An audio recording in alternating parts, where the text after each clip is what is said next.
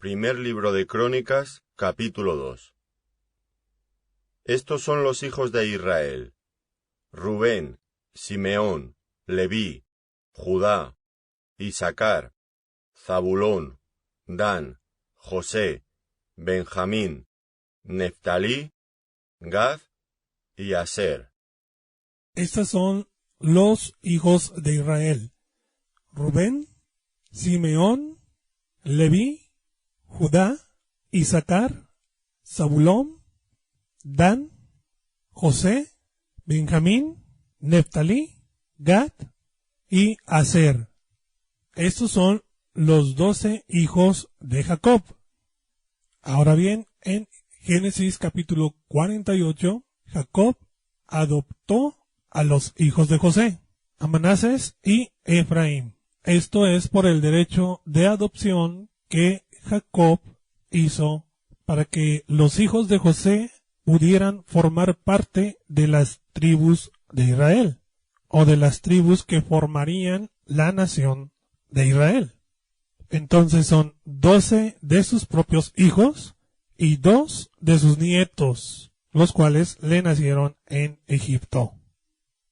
Entonces, conforme a la historia bíblica, estos son los hijos de Israel. El nombre bíblico correcto es Israel, hijos de Israel o israelitas. Conforme a la Escritura, este es el nombre oficial del pueblo de Israel. Ahora, ¿dónde está el error o la confusión inocente, ingenua, pero que ha trascendido a lo largo de la iglesia, a lo largo de la historia de la iglesia? Es malinterpretar y enseñar que todos los hijos de Israel son judíos. La ignorancia o la confusión de toda la historia de la iglesia en este sentido ha sido asegurar que todos los hijos de Israel son judíos, incluyendo Abraham es judío, Isaac es judío, Jacob es judío, Israel es judío, todos son judíos. Y ahí está la gran confusión o el error. ¿De dónde viene este error? ¿O a partir de cuándo se comienza a malinterpretar la Escritura? A partir de que se divide la nación de Israel en 2 naciones, siendo el reino de Judá o el reino del sur la nueva nación. A partir de entonces, de esta división, Israel fue llamada la casa de Israel o el reino del norte, israelitas, Israel y Efraín. Estos son los nombres bíblicos para la nación de Israel a partir de la división de los 2 reinos. ¿Quiénes conformaron el reino del norte? La tribu de Rubén, Simeón, Isacar, Zabulón, Dan, Neftalí, Gad, Aser, Manasés y la tribu de José, Efraín. Esta es la nación de Israel, israelitas, compuesta por las 10 tribus de Israel, gobernada por casi 200 años por distintas dinastías de reyes que ya no formaban parte de la familia de David. ¿Dónde encontramos esta división en la Biblia? En Segunda de Crónicas, capítulo 1 y hasta el capítulo 11, en el primer libro de los Reyes, en el capítulo 12, y esta división ocurrió aproximadamente en el año 830 antes de Cristo, antes del Mesías. Ahora, producto de esta división, surgió una nueva nación, que fueron la casa de Judá, también llamada como el reino del sur, Judea o Judá, es decir, los judíos. Pero eso no significa que todos eran judíos, porque dentro del reino de Judá o Judea estaban los sacerdotes levitas y los hijos de Benjamín, la tribu de Benjamín, dando cumplimiento así a la profecía de que Judá protegería al hijo de Jacob, al hijo menor, que sería Benjamín.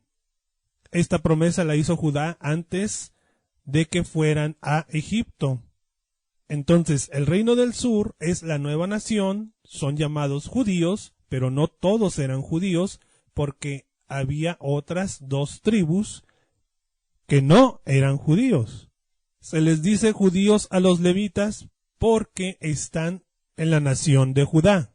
Igualmente para los benjaminitas, pero no son judíos. Ni los levitas ni los benjaminitas son judíos. Solamente judíos como tribu, como familia, son los hijos de Judá. Y aquí es donde la iglesia generaliza, argumentando que tanto los del reino del norte como los del reino del sur, todos, absolutamente todos, son judíos. Y ahí está el error. Entonces tenemos dos naciones, tenemos dos casas. La primera, la que ya existía, es la casa de Israel, israelitas. Y la nueva nación, la segunda casa, la casa de Judá, judíos. Los judíos son israelitas. Eso está bien, eso es correcto. Pero no todos los israelitas son judíos. ¿Se fija? Entonces, a partir de esta verdad bíblica, se tienen que hacer todos los ajustes doctrinales en la iglesia cristiana, evangélica, protestante, multidenominacional, etc. Con todo el esfuerzo que ello representa. Eso es indudable, pero se tiene que establecer una verdad bíblica en este sentido. En el tiempo de las deportaciones, la casa de Israel fue cautiva, fue castigada por su apostasía, por su maldad, por su rebelión contra el Eterno, contra Dios. Todo lo que está descrito en los libros de los Reyes, en el libro de Amós, en el libro de Oseas. La deportación a Siria es la primera, ocurrió en el año 700 antes del Mesías, antes de Cristo, donde la casa de Israel, los israelitas, el reino del norte, fue a Asiria, y la casa de Judá, el reino del sur, los judíos permanecieron en ese tiempo hasta la deportación a Babilonia, esto es aproximadamente 500 años antes del Mesías, antes de Cristo. Los judíos fueron cautivos de Babilonia, que es más o menos la misma ubicación geográfica de Asiria, y la historia de las dos deportaciones está perfectamente documentada en la Biblia. Solamente que la iglesia cristiana se ha enfocado únicamente en la deportación de Babilonia, la deportación de los judíos, ignorando que siglos antes los israelitas ya habían sido esclavizados por el imperio asirio.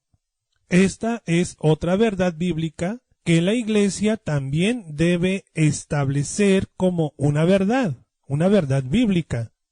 La deportación a Siria no ha sido estudiada, no ha sido escudriñada, ni predicada, ni enseñada en la iglesia cristiana, demostrando así el poco interés sobre toda esa gente de los hijos de Israel. Pero no solamente eso, sino que también ha afectado en la enseñanza bíblica de la iglesia cristiana actualmente.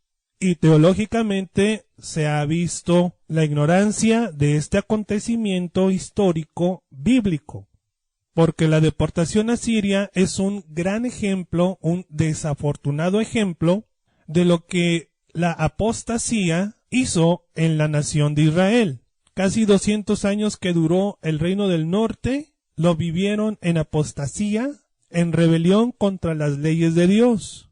Y eran hijos de Israel, eran israelitas, hijos de Abraham, Isaac y Jacob, pero vivían en apostasía. Y eso causó el enojo de Dios, y Dios permitió que ellos fueran cautivos, fueran esclavizados por los asirios. Todos los líderes de Israel, todos los reyes de Israel, desde el primero hasta el último, desviaron a la gente del camino de Dios.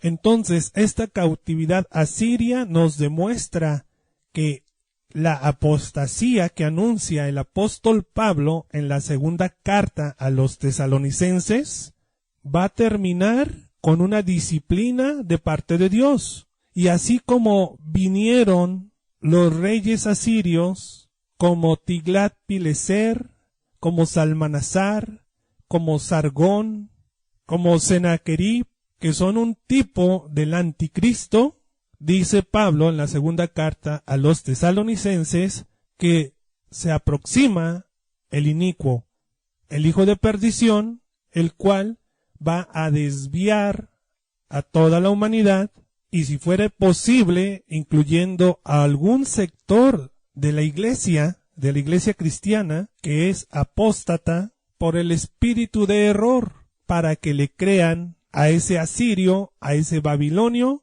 que va a terminar por esclavizarlos. Y solamente los apóstatas le van a creer a sus mentiras. ¿Por qué? Porque él viene con un espíritu, cuyo espíritu o inspiración es del diablo. Entonces, la deportación asiria tiene una gran enseñanza para nuestros días. Pero no solamente eso, sino que también históricamente la deportación asiria tiene una gran relevancia. ¿Por qué? Porque a partir de ese momento, la gente de Israel fue conocida como las ovejas perdidas de la casa de Israel. Fueron desterrados, fueron echados fuera de la tierra de Canaán por su rebelión. Y después de la deportación asiria, los israelitas ya no regresaron a Samaria. Ya no quisieron regresar a la tierra de Canaán. 200 años de apostasía terminó por afectar el amor de los hijos de Israel hacia Dios. Entonces ellos fueron dispersos a lo largo y ancho del mundo, de la tierra. Esta es la primer gran diáspora de israelitas en la historia. Y desde entonces, bíblicamente son conocidos como las ovejas perdidas de la casa de Israel. Perdieron su identidad hebrea, su idioma. Actualmente hablan una lengua de tartamudos, como es el inglés. Bíblicamente son los sajones o Isaac's sons, hijos de Isaac, los Simri o los Qumri o los hijos del rey Omri, como también era conocida Israel por los asirios, palabra que los griegos derivaron en cimerios, celtas o escitas, y la historia comenzó a llamar a Israel como vikingos, como bárbaros, Toata de Danán, etc. Es decir, así como José, el soñador, perdió su identidad hebrea, así también actualmente, en este siglo, Israel está irreconocible. Cuando vemos a Israel, vemos la imagen de un egipcio, de una nación pagana, pero son los hijos de Israel. Pero los judíos no han dejado su fidelidad a Dios, a pesar de que no han aceptado al Mesías, que ya vino, y ellos permanecen en la Torá o en la Biblia, y la Biblia los preserva a ellos como un pueblo, como una nación, y es por eso que la Iglesia generaliza que todos los israelitas son judíos, porque la única imagen del pueblo de Dios, el pueblo del pacto, el único ejemplo vivo de esa nación antigua, la vemos a través de los judíos, pero es porque la Iglesia actualmente no ve que los israelitas tienen otra identidad, que no es judía. Actualmente los judíos están en Judá, La ONU en 1948 los acaba de nombrar como el Estado de Israel, pero una cosa es lo que diga el mundo y otra cosa es lo que diga Dios, es lo que diga la Biblia. Bíblicamente, en Jerusalén están los judíos, el reino del sur, levitas, benjaminitas y judíos. Es Judea, la ciudad de Dios. Los judíos son hijos de Israel, pero no todos los israelitas son judíos. Y hasta el día de hoy, los israelitas, el reino del norte, no han regresado a Samaria. Ellos siguen dispersos en sus actuales naciones, en sus actuales localizaciones geográficas. Israel no ha regresado a Samaria. Han regresado los judíos, pero los israelitas todavía no es el tiempo para que regresen. Actualmente en Jerusalén no hay rey, no hay un descendiente de David que esté reinando sobre Jerusalén, como Dios lo estableció. ¿Por qué? Porque el trono de David, la corona de Israel, regresó a Israel, al reino del norte. ¿Cuál es la localización geográfica de Israel? Principalmente las Islas Británicas, y allí está la corona de David. Allí está el trono de Israel. Allá es donde el profeta Jeremías llevó el trono de David, la sangre de David, la corona de Israel. Recuerde que la corona de David solamente puede estar en los hijos de Israel. O está con los judíos o está con los israelitas. No puede estar en ninguna otra nación pagana, porque es el pacto de Dios para con David. Y al mismo tiempo es el pacto de Dios para con Israel, que son gobernadas por un descendiente de David. Esta es otra clave para identificar al pueblo de Israel, que la corona de David, el trono de Israel, está sobre la nación de Israel. Y es una verdad bíblica que la iglesia ha ignorado, porque cuando uno observa a Jerusalén, actualmente no hay ningún rey, no hay ningún descendiente de David que los esté gobernando. Y se asume que Jesucristo o Jesús o el Mesías está reinando sobre los judíos, sin entender que él mismo delegó su autoridad a los hijos de David, aquí en la tierra. Por eso es que la corona de David, el trono de David, está ligado a los hijos de Israel, así como Cristo está ligado a la iglesia. Son inseparables. ¿Cómo identificar a los hijos de Israel en la actualidad? Con la corona de David, con el trono de David, con el trono de Israel aquí en la tierra, está gobernando a los hijos de Israel. Esa es otra clave para identificar a las naciones de origen israelita, a las naciones que tienen origen en las tribus perdidas de Israel. Y hacia el futuro, hablando en lo porvenir, cuando veamos al rey del norte, es decir, al rey descendiente de David que está en Israel, en las 10 tribus perdidas de Israel, cuando el rey del norte descienda al reino del sur, es decir, a Jerusalén, y traiga consigo nuevamente la corona de David sobre Jerusalén, es cuando será la última señal de la segunda venida del Rey de Reyes y Señor de Señores.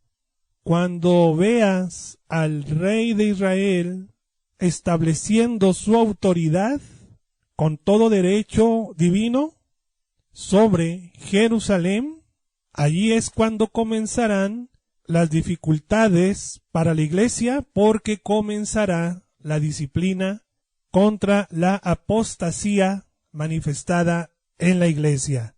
Así como lo dice el Señor Jesús, el Mesías, el verdadero Mesías, que vendrá un rey antes que él, un Mesías falso antes del verdadero Mesías, tal como está escrito en el Evangelio de Mateo en el capítulo 24. Entonces aquí les dejo esta gráfica para analizarla, estudiarla y profundizar en ella. Que la gracia y la paz del Señor nos acompañe a todos.